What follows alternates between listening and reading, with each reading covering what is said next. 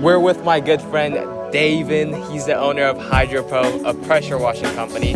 He's made over $10,000 this summer. And the crazy part is he's only 17. So I'm Davin, 17. I own my own business. Yeah. All right, so we're gonna get right into the questions. So why did you start a pressure washing business? I was trying to find the greatest venture that had the best leverage of my time and my energy in terms of money, and that was pressure washing. Because I'm a pretty physical guy. I like to do physical labor. Show them your biceps. Huh? Nothing. I like to do manual labor and stuff like that. So instead of just staying inside and doing boring editing work, I decided to go out pressure washing. It has pretty great leverage in terms of your physical labor. So you're like, yeah, so more physical labor. You don't want to stay home and do all that. Right. You know, sit on the computer all day. You've day traded before, and how did that work out? Right, so I day traded. I had a history. I made $20,000 and then lost it, but that's all right, you know. And then I owned a little editing business where I got clients and edited for them for a little while, but that wasn't worth the time or the energy, so I just moved on to something else, you know. All right. So what exactly does your entrepreneurial journey look like? I guess right now I'm using pressure washing as a way of learning. This is sort of my learning stage. I'm using this to gather as much information from as many people as I can, and hopefully I can find an exit point from my pressure washing business and move on to other stuff with a whole lot more knowledge, with a whole lot more of a boost than other people starting in that business. So there's a curveball, but I'm gonna ask you this question. So how did you make $10,000? For a teenager, that's a lot. Right. So for you, how did you make $10,000? I think putting in, physical, also physical labor of getting clients, like door knocking, putting out flyers, stuff like that, to get the clients. And I think what Alex Hormozi said, which is treat your clients as if they're your very last client. And that's how you're going to be getting all the rest of your jobs. You have to get your word of mouth. You have to treat them as if they're your only client. They're going to be the only way you're going to get other clients. So you have to treat them the best, and they'll treat you right, stuff like that. Definitely just get your name out there. Go door knocking. Door knocking is the only guaranteed way that I have seen of getting jobs. It just takes a lot of time. It's a numbers game. Work on your sales too. Read books about sales. Yeah. So you read a lot of books, right? Yeah. So what are some books you recommend? I think Alex Hormozi's $100 Million Offers is really good. If you're into sales, Way of the Wolf is really good. Atomic Habits is really good too. I like that. Let's see. Sell or Be Sold by Grant Cardone, another great sales book. That's really it. Those are the only good books I've read. Yeah. All right, amazing. All right, so most of the people that are probably going to watch this, maybe 10 viewers or something, I don't know, but they're mostly going to be teenagers. Right. And they want to start their own business and do that, but how can a teenager like you start a business? Right. I think when you're young, the greatest thing you have is energy, and you have your physical body. So I think putting in exchange your time, which you have so much of, your energy, your health, turning that in exchange to money by doing physical labor. Just find what people need in your area. I found that I looked around my neighborhood, I looked around other people's neighborhoods, saw their driveways were dirty. I found a demand for people who needed clean driveways, and I just attacked that by, offering my services. You might have different demands in your area. You'll have to, specifically pertain to that, and become the best at it. All right, amazing. So you've started your business, and you've done pretty amazing for a teenager. And that's why I'm doing this. Shit, bro, my friend, this man did $10,000 and he's just 17. That's so crazy to me. So you started your business, but what are some things you learned as you started a business? I think what I learned comfortably, and what I was humbled for really quickly, was making a ton of mistakes. Which is, if you're gonna start a new business, just 100% expect to make like a ton of mistakes. We made a ton of mistakes that clients weren't very happy with, but we learned. We had an instance where we had a scheduling error with our clients, which we 100% learned we're gonna do better on. And she was pretty pissed off. She started cussing at us. We resolved the issue eventually, but make mistakes quickly so you can resolve them quickly, and yeah, be in that mindset of making mistakes. You see, this man drops like literally free game like anywhere. So I might even put that in. But so, what does your mindset look like? Because for me, like, I believe that a difference between a rich person and a poor person is their mindset. Right. So you've kind of like achieved like what, $10,000? Was that your goal initially? So I think the goal when we very first started was to get consistent clients, consistent work, because when we started out, it was very choppy, very inconsistent.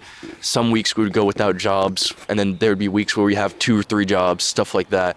The goal is to always to constantly find a way of getting new clients, which we found is like door knocking.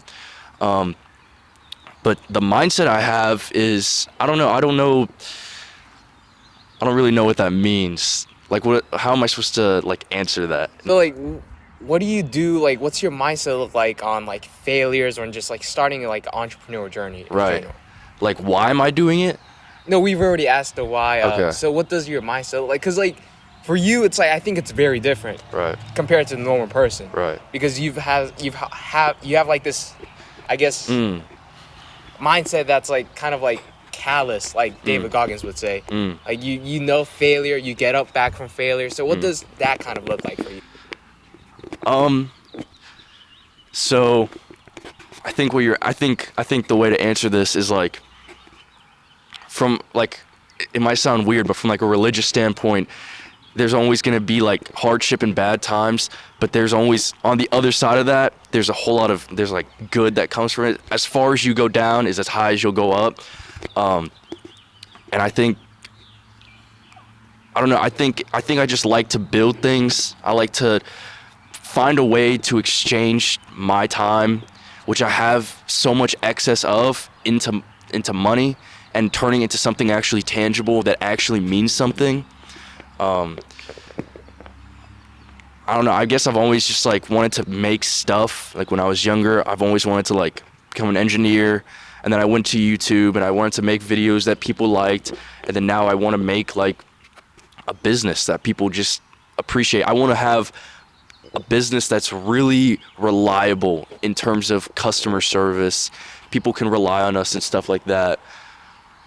But yeah, I guess that answers your question. I'm not really sure. Yeah, I guess that could answer the question. But so, what are some struggles you went through as you started your business? So, like, we already talked about like, mistakes and all that. What are some like struggles you went through?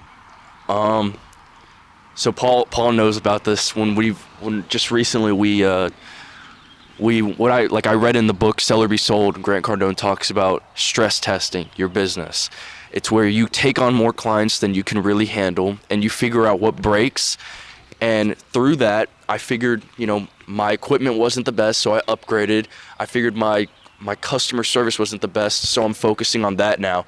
The point is that you're supposed to push all your systems that you have right now to the absolute max, see what breaks, and then upgrade it, get stress tested again, and then you go higher and higher each time. But basically, I would recommend just stress testing, if that's what we've learned recently, just as a smaller business. Yeah. Those stress testing, just testing your limits as what you can handle. Right. Like when a new website comes out and tons of people go to that website, their servers are getting stress tested. They figure that out. They have to upgrade the servers, and then more customers can go on that website over and over and over again. I see. Yeah. All right. So this is like gonna be kind of off topic, but what do you think the secret to success is? Because most like people get advice from people who are already successful. They don't usually get to hear the knowledge, or I guess like information from like a person who's like I think, on the path to being successful. So what do you think the key to success is? Sounds corny, and you're gonna hear everybody say this, but like what Alex Hormozy said, which is doing one thing consistently for a very extended amount of time, and then eventually getting really good at it, I think is the only way. I found that through day trading. I found that through, working out. I found that through working on my business, which we're getting there, but, just doing one thing for a consistent amount of time and getting better at it and, learning from it, I guess. All right, amazing. So just doing that one thing over and over and again, even after like failure, all that mistake. Right. And that's how you kind of like, grew your business. I think also learning from people who have been in the industry. I'm not sure which president said it. I just read it in a book, 48 Laws of Power. He said, I would much rather learn from someone who's made 100 mistakes so then I don't have to make those 100 mistakes. And I think that's super powerful. I think you can get a mentor in your industry. I think you can get some leader in your industry who has made those mistakes. He can teach you, you can learn from it, and you can avoid making those mistakes yourself. And you can get further than he did because you didn't spend your time going through those mistakes. So just reach out, try to find a leader in your industry, and learn from his mistakes, ask questions, stuff like that. So, yeah, you have a mentor kind of right now. So you said reach out and do all that, but exactly how did you get your mentor? So our business is pressure washing. So we went around and we saw yard signs and stuff, and we assumed, if there's a yard sign for it, they're probably already pretty established. Or we went on Google, searched up pressure washing businesses. We called them up, we asked them questions. But in particular, what my mentor did was we saw a sign, we called, and we asked him a couple questions. And he was like, hey, man, if you have any other questions, come and ask me. And so I just basically did that, and we started to build a relationship. I was like, hey, I know you know a lot, so let me work for you for free or so, and let me learn from what you can teach me. And that's basically just reach out, call them, show interest, show them that you're actually committed, because no expert wants to waste their time on someone that's not going to show follow through. Yeah. So just reach out, do all that, and then eventually if you give enough value to them, they'll eventually, be your mentor and all that stuff. Yeah. So when did you realize that you wanted to become an entrepreneur? Because you're like a young entrepreneur. You're not, I don't think you're you're not making millions of dollars, but to my eyes, you've made $10,000, which is pretty fucking impressive for a teenager. So when did you realize that you wanted to become an entrepreneur? When I fully committed, I think, like I said, I've always wanted to just make things and build things.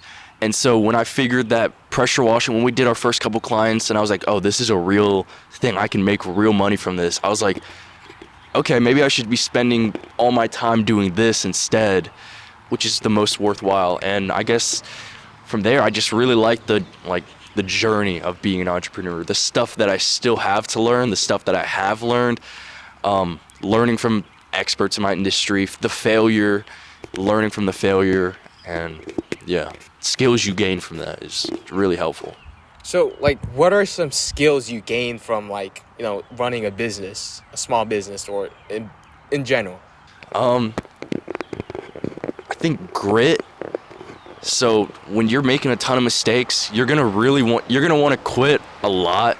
I know I did when I definitely had that customer cuss at us. That was a low point. I was like, man, I'm not only am I going out of my way to inconvenience them, they're upset at me. That was definitely a low point.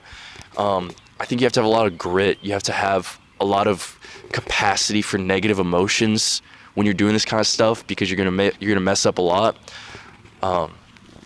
So I think if you're not very prone to feeling negative emotions, it might not be for you, because you're gonna mess up a lot if you're not careful, I guess. So yeah, grit for sure. So you talked about failure and all that. So you also talked about learning from the failures, but exactly how does that process look like? Basically, I think you make a ton of mistakes, but the mistakes that hurt you the most, the mistakes that really sting, are what you really have to learn from. So like just like how your body adapts to working out, your body has to adapt to the load it's under, just like how your brain has to adapt to the mistakes that you make, because it doesn't want to feel that negative emotion again. So you do everything in your power to learn from that mistake, so you never have it happen again. And yeah, you basically make a ton of mistakes. The ones that sting the most, you try your absolute best to learn from and never happen again. Yeah. So, learning from your mistakes, all that, but what are some steps that like a person can take to just like, for me, when I wanted to quit, I just the song My Way by Frank Sinatra, I would just go to the gym and just turn up My Way. But what are some like coping stuff? Yeah. Like I said, I'm a religious person, so I prayed a lot, I meditated a lot. I think being able to just sit with your failure and really look at it from a secluded standpoint, not from a standpoint of negativity or all your prior beliefs and stuff, but just looking at it from an isolated perspective, dissecting it and learning from it will really help. I think going to the gym really helps. Just find coping mechanisms. I pray, I meditate, I go to the gym. But I think looking at it from an isolated perspective really, really helps. Because you're looking at this mistake from all these different angles, and how you can attack it from all these different angles, I think really just helps you not only solve that issue better, but it also shows you how not to go down that path to make the mistake again. See. So, what are some valuable lessons you learned as you embarked on this journey? I think being really good at finding a way to solve your problem. So not being an expert at one specific thing, but being an expert at finding finding solutions to your problems. So in Law of Mastery by Robert Greene, he says, Law of Mastery by Robert Greene, he says, don't become an expert in everything. Don't become an expert at like spread yourself thin. Become an expert at finding solutions to your problems. So know somebody you can contact to help you with your pressure washing issues, with your marketing issues, with your advertising, your customer service, stuff like that. Instead of honing in and you solving those problems yourself, maybe you can have somebody who has the resources, who has the knowledge that can do it for you, just so you can spend your time learning strictly from them. I guess if that kind of answers your question in a way. Okay. So I feel like you are very different from the normal person, because most teenagers right now, they're playing video games, just doing fun or anything like that. But how did you because you've played video games before, and kind of like Hamza would say, like kind of Jeffrey stage or something like that. Yeah. So how did you make that switch from just doing nothing to doing something?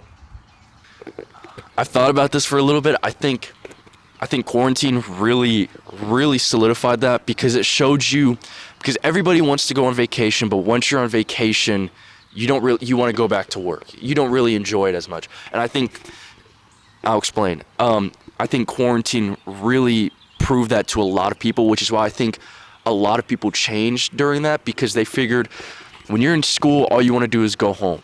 And you want to go on break or vacation, and when you're on break or vacation, you're like, man, this is kind of boring.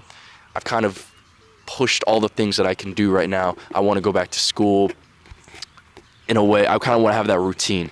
And so quarantine, I think everybody figured like after week 2 or 3, after spending all their time playing video games, enjoying all the things that they wanted to enjoy, they got bored, right? And they figured, oh, this isn't really what I want. This isn't like my absolute goal in life. I want to change my goal in life. And I think that was definitely for me, playing video games, doing stuff like that during the first 2 or 3 weeks of quarantine.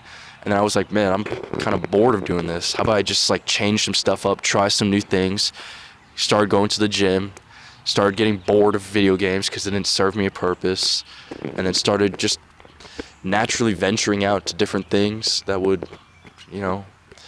change my life. Very wise words. But so I'm gonna ask you like 3 more questions, but what does like success look like to you? Consistency. I think a lack of stress in a way. So knowing that you can go home every night and have a home to go to, having that security of like you can go to the hospital and not be bankrupt, stuff like that. I don't think having yachts, driving cars, I mean, to some people that's materialistic success, but I think safety of mind is the ultimate kind of success that a lot of people should be striving for other than materialistic things. So what do you mean by like safety of mind? So like a lot of people are worried about being able to pay the next bill, where their food's gonna come from, how are they gonna take care of their family. I think that's safety of mind, being able to like 100% know that in the worst case scenario of whatever happens, you can do all those things and you can provide for your family and stuff like that. I see. All right, so the next question is, I've seen a lot of people, try to build a business. I've seen like my friends, try to embark on this entrepreneurial journey or anything like that. How did you start taking action? Like, this is like kind of a weird question because from my perspective, a lot of people I know, they tried a business, did all this, and they took no action. Like, they did little to no action. So how did you start taking like big actions or just actions in general? So first, I think the first thing you have to do is test a ton of different things and make sure that what you're doing is what you actually like. And once you figure out what you actually like, you have to metaphorically throw your book bag over the fence.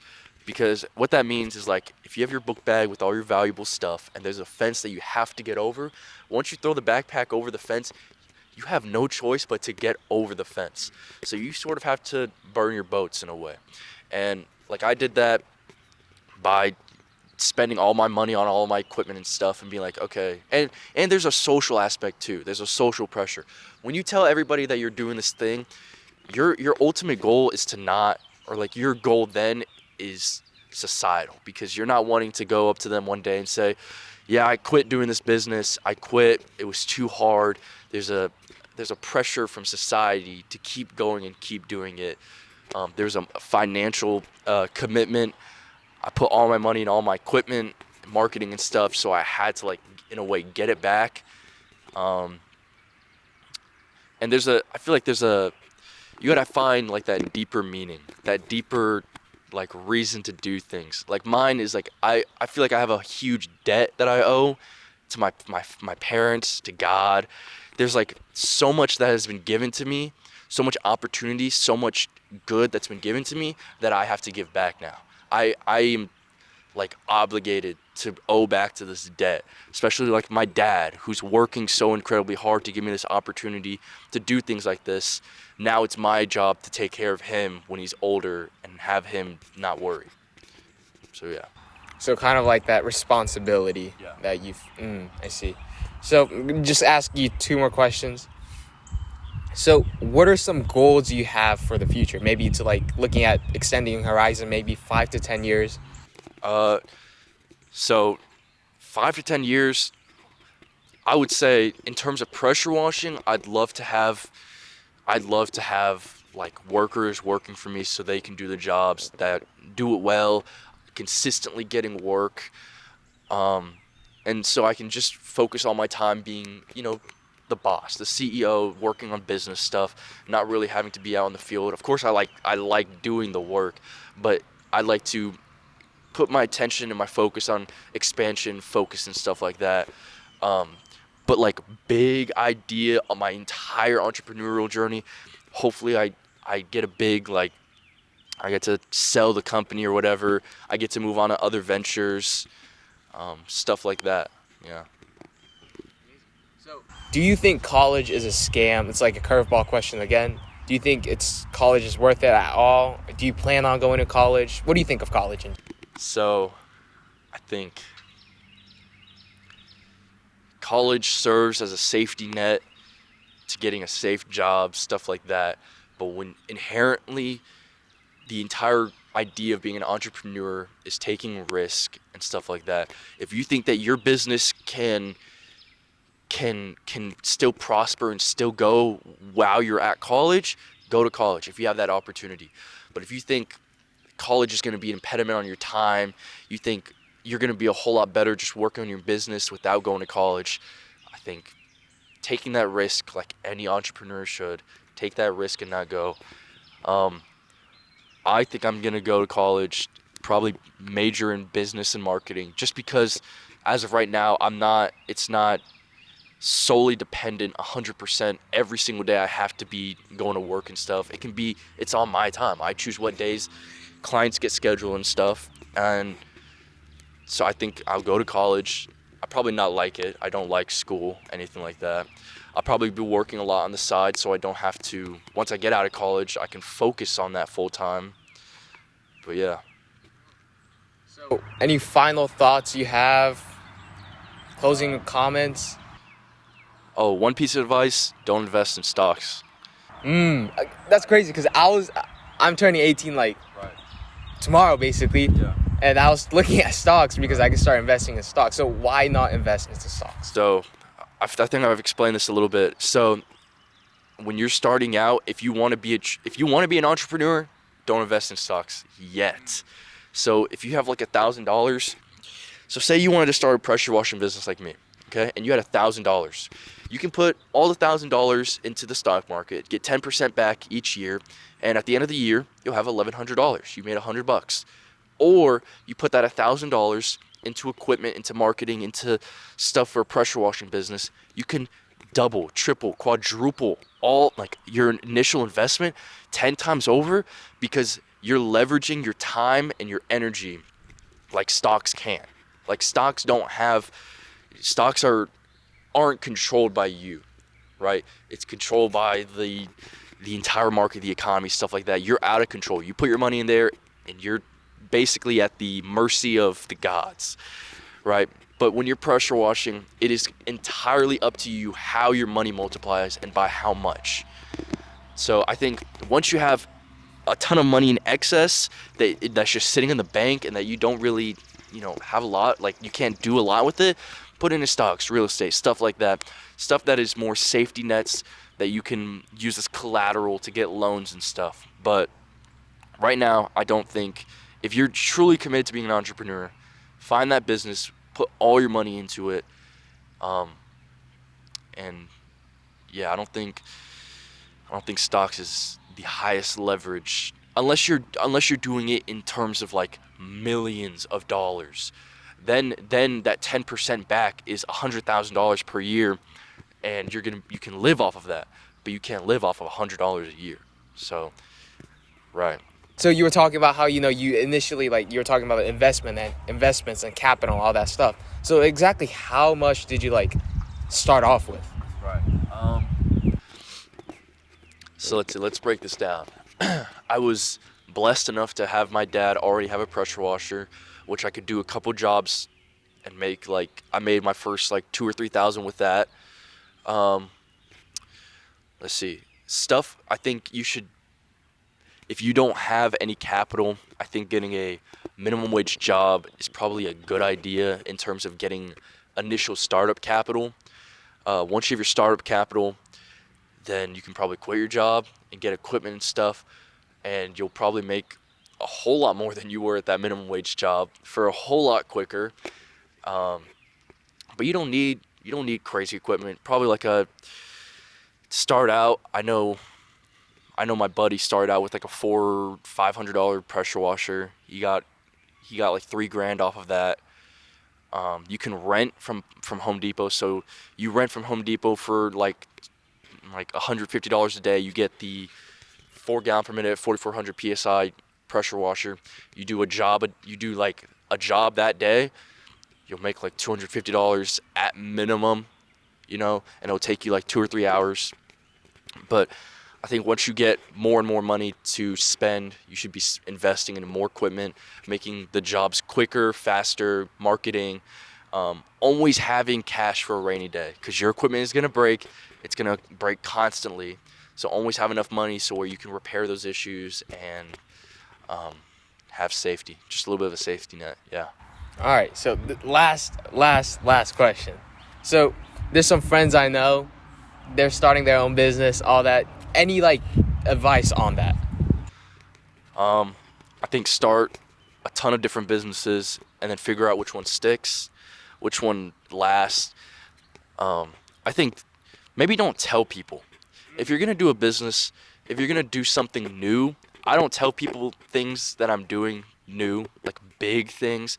Like I didn't tell people I was going to the gym for the first couple of weeks because if I quit, then it would be kind of embarrassing to have to say like, oh, I quit going to the gym, or I quit this business, or I quit following this plan.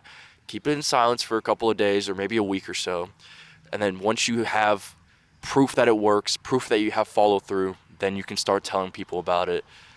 And I think starting a ton of different businesses, seeing which one sticks.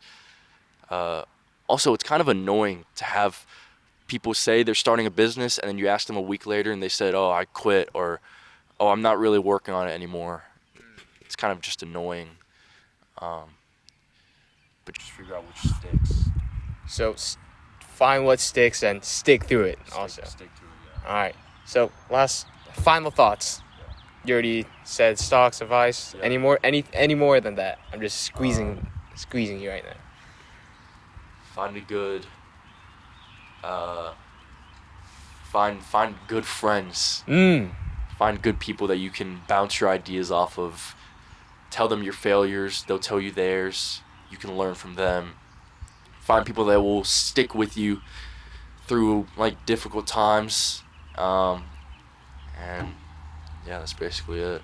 Yeah, very mature thinking. It's like talking to like a fucking like 25-year-old. Like I don't know. Like maybe it's like the rapid like increase of social media like presence, like information like that, but not a lot of people talk like you. Like not a lot of people think like you, talk like you, act like you, which I think is very impressive. For like when I first asked Davin, I was like, Davin, I remember this. Davin was like we were in weight training and he was looking at some like he watched like a TikTok or something, I don't know, on pressure washing, or his friend, Channing, right? Channing told him, you kind of explained this, but I'm gonna go deep. But Channing talked about it and you were like, oh man, I think I might start this. And I asked you like, yo, start it. And he was like, and you were like, I'm gonna wait for a week to see if it's like, you know, valuable. And then after that week, I was like, I don't think he's gonna do it. Yeah. He did it. Yeah. And then I don't know, a month later, he said he got his like first $1,000. I was amazed because that's insane. Like this kid right here, like I think he is going to be very successful. So you just got advice from like a person who like I'm fucking like dick riding you right now, low key, but I feel like this person right here, you're seeing the person like who will become successful in the 5 to 10 next years. Like I think you will be a millionaire in 10 years. Like, so you just got advice from like a person who was before successful. It's like kind of, you know, that Andrew Tate video, like before he became famous. Right. It's kind of like that, I think. Except I hope you don't pull Andrew Tate and get locked up. I think maybe a couple of years from now, when we're doing a documentary, this will be in the intro of the documentary of like my life. Yeah, like a Kanye West documentary. Right. Yeah. I think this will be in the beginning. Yeah. This is amazing. So thank you, Davin, for being on there. So Davin just literally dropped some free fucking game. Like you can make your first $10,000 just by listening to what he said, like, and just take action. I think the key takeaway is for this video or anything like that is to just take action, do shit, and stick with it. Like he said, stick with it, and yeah. So subscribe, but only subscribe if you like come back to the next video. I don't want to bitch subscribing to this channel. And then you could check out his company. I don't think anybody lives like fucking near us. Yeah, that's all right. So I'm still gonna do all that, but yeah, hydropro.com, right? Yeah. Hydroprocleanings.com. Hydroprocleanings.com. I'm gonna leave a link and everything like that. But yeah, thank you for Davin for being on this. Yeah, and sure, man. Have a nice day, man. Yep. We're gonna see you. Yep. Tell the viewers have a nice fucking day. Have a nice day, man. Have a great day. God bless. Have a great day.